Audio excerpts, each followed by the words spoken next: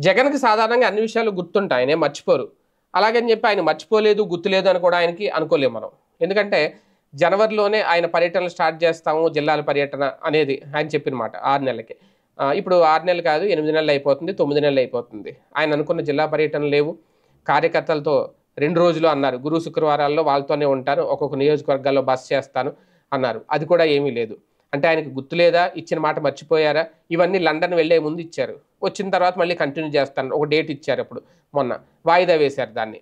ఫిబ్రవరి 5వ తేదీ అన్నారు. అయిపోయింది. జనవరి 5వ తేదీ అన్నారు అంతకుముందు. అయిపోయింది. ఇప్పుడు జనవరి అయిపోయింది, ఫిబ్రవరి అయిపోయింది, మార్చి కూడా వచ్చేస్తుంది. అలాగని చెప్పి ఇంకో డేట్ ఏం చెప్పలేదు.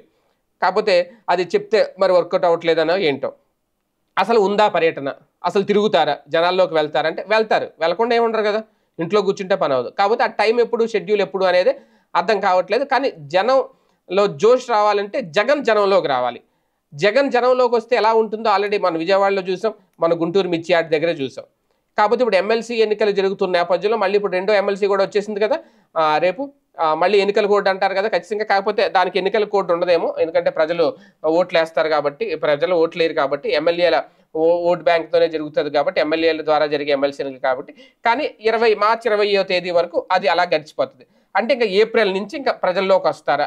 అప్పుడే మళ్ళీ ప్రజల్లో తిరగడం, ప్రజలతో మమేక అవ్వడం ఇయన్నీ అప్పుడే జరుగుతాయా? ఒక షెడ్యూల్ అయితే ప్రకటిస్తే బెటర్. ఇలా సైలెంట్‌గా ఉంటే ఒక అయోమయంలో అయితే ఉండిపోతుంది వైసీపీ క్యాడర్.